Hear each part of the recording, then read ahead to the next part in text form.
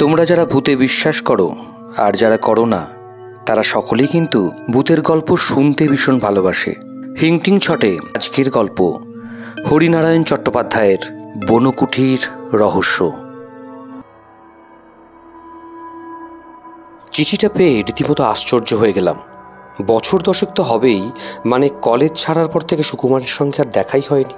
শুনেছিলাম উড়িষ্যার এক জঙ্গলে কাঠ কেটে চালান দিচ্ছে, ব্যবসায় বেশ দুপয়সা করেছে। কলকাতায় সে আসেই না। চিঠিতে লেখা, ভাই আমার বড় বিপদ, তুই আমাকে বাঁচা, যত তাড়াতাড়ি পারিস আয়, কটকে নেবে ট্যাক্সিতে সারানার জঙ্গলে চলে আসবি। আমার বাংলোর নাম বনকুঠি, যাকে জিজ্ঞাসা করবি সেই দেখিয়ে দেবে। আসিস ভাই, তোর আশায় রইলাম। ইতি সুকুমার। চিঠিটা পেয়ে খুব চিন্তায় পড়ে গেলাম। কি এমন বিপদ হতে পারে সুকুমারের? ব্যবসার জন্য যদি টাকার দরকার হয়ে থাকে তাহলে আমি আর কি সাহায্য করতে পারি? আমার সামান্য চাকরি, একলা মানুষ, তাই কোনো রকমে চলে যায়। তবে কি ওখানকার মজুরদের সঙ্গে কোনো রকম গোলমাল বাঁধল? তাহলেই বা আমি কি করতে পারি? যাই হোক, বিপদ যখন লিখেছে তখন একবার যাওয়া দরকার। অফিস থেকে 10 দিনের ছুটি নিয়ে বের হয়ে পড়লাম। কটকে নামলাম সন্ধে 6টায়। স্টেশনে অনেক ট্যাক্সি রয়েছে, কিন্তু সারানার জঙ্গল যেতে কেউ রাজি নয়। যাকে জিজ্ঞাসা করি সেই বলে যেতে 4 ঘন্টা লেগে যাবে। ফেরার সময় তো রাতে বিপদ আছে, খুব চিতাবাঘের উপদ্রব। 2-1 জন বলল রাতটা ওয়েটিং রুমে কাটিয়ে সকালেই যাবেন। ভেবে দেখলাম সেটাই ঠিক হবে। নতুন জায়গায়, বিশেষ করে জঙ্গলে রাতে না যাওয়াই ঠিক। ওয়েটিং রুমে রাতটা কাটিয়ে সকালে ট্যাক্সি ধরলাম। শহর ছাড়িয়ে বেশ কিছুটা যাওয়ার পর জঙ্গলের এলাকা শুরু হলো। বড় বড় শাল আর কেঁদো গাছ, ঘন লতার ঝোপ। সূর্যের আলো প্রায় বন্ধ, দিনের বেলাতেই আবছা অন্ধকার। একটু এগিয়েই ট্যাক্সি থেমে গেল। আর পথ নেই। কি হলো? আর রাস্তা নেই, আপনাকে হেঁটে যেতে হবে। সারানা জঙ্গল কত দূর? এই তো শুরু হলো। ট্যাক্সি ড্রাইভার আঙুল দিয়ে একটা ফলকের দিকে দেখিয়ে দিল, তাতে লেখা সারানা জঙ্গল। জিজ্ঞেস করলাম, এই বনকুটিটা কত দূর হবে? তা বলতে পারবো না, আপনি নেমে খোঁজ করুন। অগত্যা ভাড়া মিটিয়ে কাঁধে ঝোলা আর হাতে সুটকেস নিয়ে নেমে পড়লাম। সরু পায়ে পথ চলা ক্রমেই সংকীর্ণ হয়ে এলো। ঝেঁঝির একটানা শব্দ, নাম না জানা পাখির কর্কশ ডাক, বাতাসে পাতা ঝাঁপার শিরশিরানি আওয়াজ। এই অজগর জঙ্গলে সুকুমার থাকে কি করে? অর্থের জন্য মানুষ বুঝি সব কিছুতেই অভ্যস্ত হয়ে যায়। বেশ কিছুটা যাবার পর জনতিনে কাঠুরিয়ার সঙ্গে দেখা হয়ে গেল। সকলের হাতেই কুড়াল, আর ঝুড়িগুলো টুপির মতো মাথায় পড়েছে। তাদের প্রশ্ন করলাম, আচ্ছা বনকুটিটা কোন দিকে? তারা নিজেদের মধ্যে কি বলা বলি করল। কয়েকবার আমার আপাতমস্তক দেখল। তারপর একজন বলল, বনকুঠির সোজা ডান দিকে, ওই পুকুরের পাশে। চলতে চলতে লক্ষ্য করলাম কাঠুরিয়ারা একটা গাছের নিচে দাঁড়িয়ে আমাকে দেখছে। গভীর জঙ্গলে নতুন লোক দেখে তাদের কৌতূহল হওয়াই স্বাভাবিক। একটু পরে ঝোপের আড়ালে তাদের দেখা গেল না। সোজা হাঁটতে লাগলাম। ঘামে সমস্ত শরীর ভিজে গিয়েছে। শহরের লোক, এতটা হাঁটা অভ্যেস নেই, পা দুটো না টনটন করছে। একটু এগোতেই পুকুর দেখা গেল। পুকুর নয়, বিরাট ঝিল। জল দেখা গেল না, পুরো পদ্মপাতায় ভর্তি। তার পাশেই একটা বাংলো, একতলা। চারপাশে রং সঙ্গে মিশিয়ে বাংলোর রঙও সবুজ। ছোট গেট, গেটের ওপর একটা লতা উঠেছে, তাতে বেগুনি রঙের থোকা থোকা ফুল। চমৎকার বাংলো। পথের কষ্ট যেন নিমেষে মুছে গেল।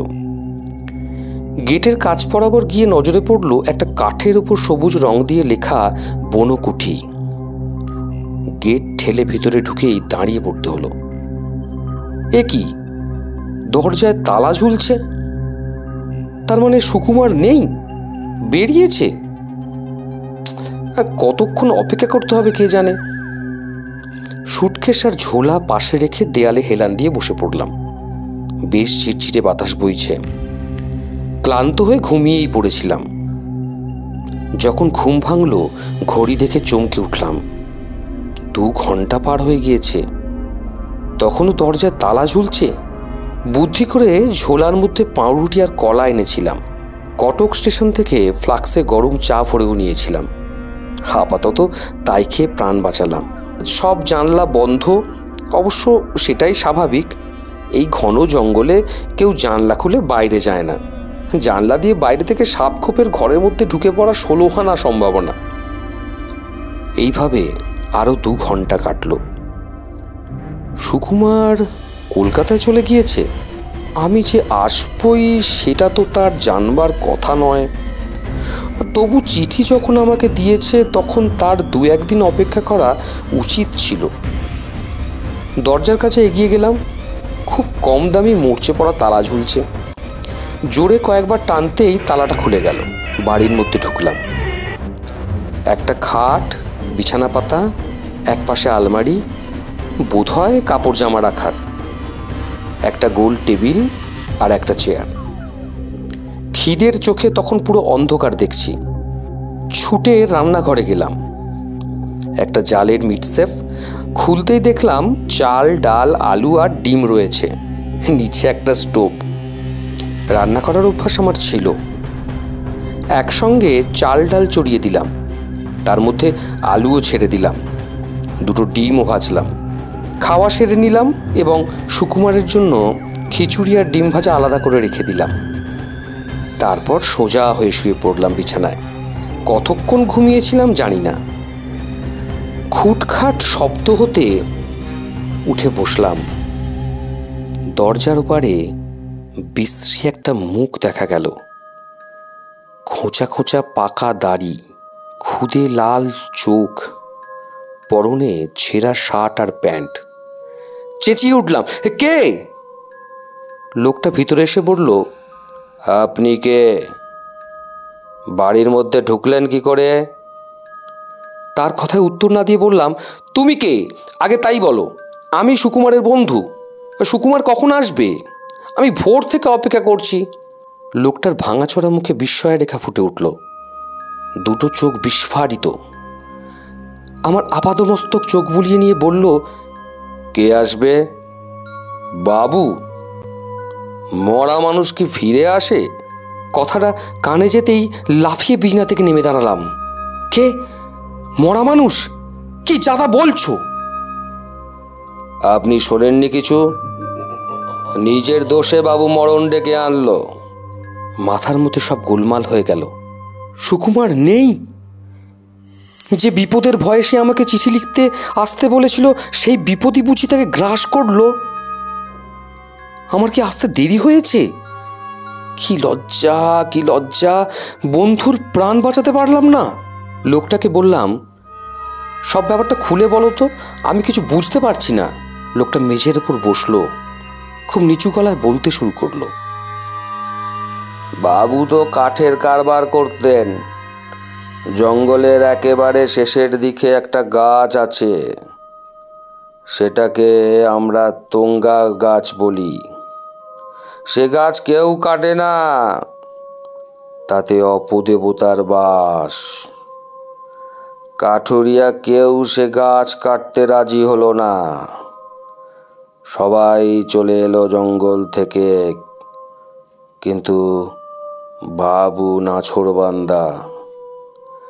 বলল, এই জঙ্গলের সব গাছ আমি ইজারা নিয়েছি, কোনো গাছ আমি ছাড়ব না। বাবু কুড়াল নিয়ে নিজেই তার ডাল কাটতে শুরু করলেন। গোটা 3 ডাল মাটিতে লুটিয়ে পড়ল। কাটা জায়গা দিয়ে রক্তের মতো আঠা ঝরতে লাগলো। আমি জোর করে বাবুকে টেনে বাড়ি নিয়ে এসেছিলাম। তারপর কি? তারপর পরের দিন ভোরে এসে দেখি সদর দরজা খোলা। বাবু মেঝের ওপর পড়ে আছেন, চোখ দুটো যেন ঠিকরে বের হচ্ছে।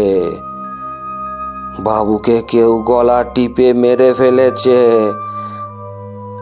বাবুর হাতের মুঠোয় তুঙ্গা গাছের ছোট একটা ডাল।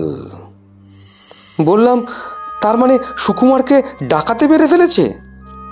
না বাবু, এখানে চোর ডাকাত নেই। এত গভীর জঙ্গলে কে আসবে ডাকাতি করতে? ডাকাত হলে বাবুর টাকা কড়ি জামা কাপড় নিয়ে যেত না? কিচ্ছু কেউ ছোয়নি। তাছাড়া বাবুর আর এক হাতের মুঠোয় একটা কাগজ ছিল, তাতে লেখা, তুঙ্গা বাবার কোপ থেকে আমাকে বাঁচাও, আমার বড় কষ্ট হচ্ছে। তুঙ্গা গাছের শক্ত ডাল আমার গলা চেপে ধরেছে। ও, কাগজটা কোথায়? এই যে বাবু। লোকটা উঠে রান্নাঘরে গিয়ে একটা হাঁড়ির মধ্যে থেকে ডায়েরির একটা ছেঁড়া পাতা নিয়ে আমার হাতে দিল। লোকটা যা বলেছিল সেই সবই কাগজে লেখা রয়েছে, সুকুমারেরই হাতের লেখা। জিজ্ঞেস করলাম, তুমি বাংলা পড়তে পারো? বলতে পারি বাবু, পড়তে পারি না। তবে এ লেখা পড়লে কি করে? আমি পড়িনি বাবু, পুলিশের লোক এসেছিল খবর পেয়ে। তাদের মধ্যে একজন বাংলা জানত, সেই পড়ে শুনিয়েছিল। কাগজটা আমার হাতে ফেরত দিয়ে বলেছিল, যত সব আজগুবি কাণ্ড। কথাটা হঠাৎ আমার মনে পড়ে গেল। সব ব্যাপারটা কেমন রহস্যজনক। অলৌকিক ব্যাপারে আমার মোটেই বিশ্বাস নেই। আচ্ছা, কদিন আগে এটা হয়েছে? লোকটা হিসেব করে বলল, তা দিন 15 তো হবেই।